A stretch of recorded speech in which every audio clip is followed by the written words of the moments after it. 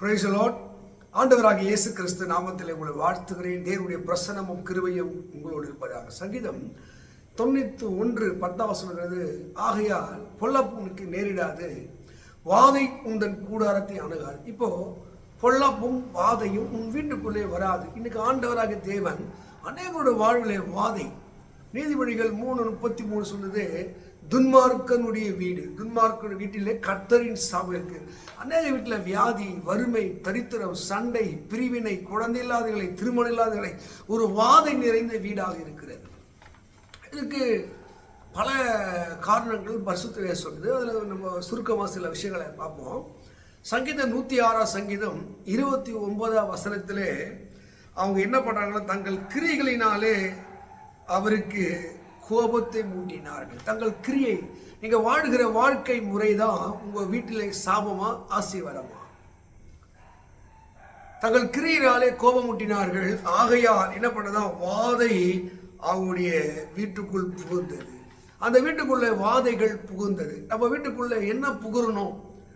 நன்மையும் கிருபை வீட்டுக்குள்ள வரணும், ஆசை வீட்டுக்குள்ள வரணும். அதுதான் ஆதியாகமம் 4ஆம் அதிகாரம் 7 சொல்லுது, நன்மை செய்தால் மேன்மை இல்லையோ, நன்மை செய்யாதிருந்தால் பாவம் உன் வீட்டு வாசப்படியில் படுத்திருக்கும்.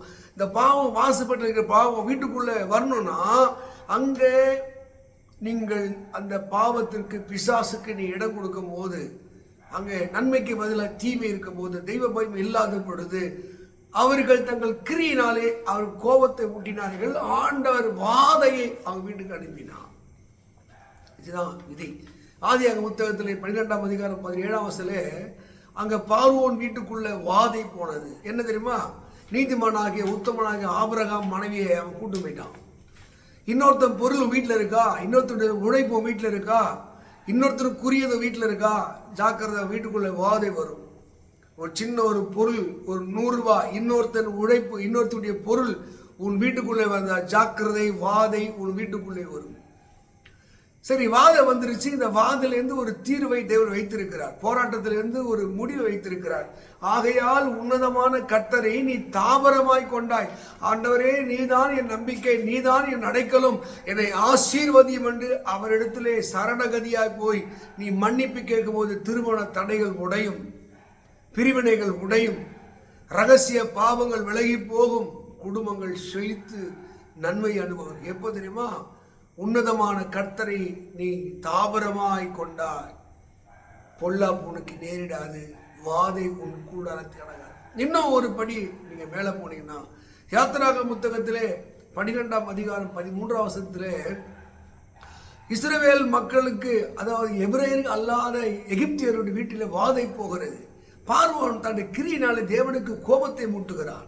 தேவனுடைய மக்களை அற்பமாய் எண்ணுகிறான், இழிவாக நடத்துகிறான். ஆண்டவர் எச்சரித்தும் அதை அவன் மனம் திரும்பவில்லை, மனம் மாறவில்லை. உடனே ஆண்டவர் தலைச்சர் பிள்ளைகளா சாகும்படி வாதை வீட்டுக்கு அனுப்புகிறார். அதே ஊர்ல ஏசப்பாவை நம்புகிற பிள்ளைகளும் இருக்கிறார்கள். அவங்களுக்கு அந்த வாதையிலிருந்து விலக்கு வேண்டும் என்றால் அங்கே சொல்லப்பட்ட வார்த்தை, ஆட்டுக்குட்டியோட ரத்தம் யாருடைய வீட்டு வாசல் நிலைக்கால இருக்கிறதோ அந்த வீட்டை அந்த வாதை கடந்து போகும். நான் அந்த ரத்தத்தை கண்டு நான் வாதிக்கும் வாதையிலிருந்து நான் விலகி போவேன். அப்ப தேவனுடைய பிள்ளைகளே, அழிக்கும் வாதையிலிருந்து நீங்கள் விலக வேண்டும் என்றால், குற்றமில்லாத, மாசில்லாத, மாசற்ற, விலையேறப்பட்ட ஏசப்பா ரத்தம் உனக்காக எனக்காக சிந்து, அந்த ரத்தத்தை நீ நம்பும் போது, இயேசுவ ரத்தம் என் பாவத்தை கழுவிட்டு என்னை பரிசுத்தமாக்கும், இந்த வாதையிலிருந்து என்னை விடுவையும் என்று நீ மனங்கா சேர்ந்து அழுது நீ மனம் திரும்புவாய் என்றால், அழிக்கும் வாதை உன் வீட்டுக்குள்ளே இருந்து வெளியே வந்துவிடும். அதைதான் சொல்லுகிறார், உன்னதமான கர்த்தரை நீ தாபரமாய் கொண்டபடினாலே பொல்லாப்பு உனக்கு நேரிடாது, வாதை உன் கூடாரத்தை அணுகாது. அப்போ வீட்டுக்குள்ள வாதையும் பொல்லாப்பு அணுகாதபடி இயேசு ரத்தம் வீட்டுக்குள்ளே பூசப்பட வேண்டும். அந்த ரத்தத்தை நம்ப வேண்டும். எனக்காகத்தான் பாவம் இல்லாத தேவன் பாவமாக மாறி ரத்தத்தை சிந்தி ஒரு ஆட்டை போல அடிக்கப்பட்டு மீட்பை தந்தார் என்று நம்பி பாருங்கள். வாதையும் பொல்லாப்பு வீட்டை விட்டு ஓடி போகும். நல்ல திருமணம் நடக்கும், நல்ல வேலைகள் கிடைக்கும், வறுமைகளும் கடனை மாறும். இன்னொருத்தருடைய பொருள், இன்னொருத்தருடைய நன்மை வீட்டில் இருந்தா இன்னைக்கு சொல்லுங்க, ஆண்டவரே இதெல்லாம் நான் திருப்பி கொடுத்து விடுகிறேன், இதை மன்னிய மனம் திரும்பி பாருங்கள், வாதை நின்று ஆசீர்வாதம் உண்டாகும். இந்த வார்த்தையின்படியே தேவன் உங்களை ஆசீர்வதிப்பாராக. ஆமென். God bless you. God bless you.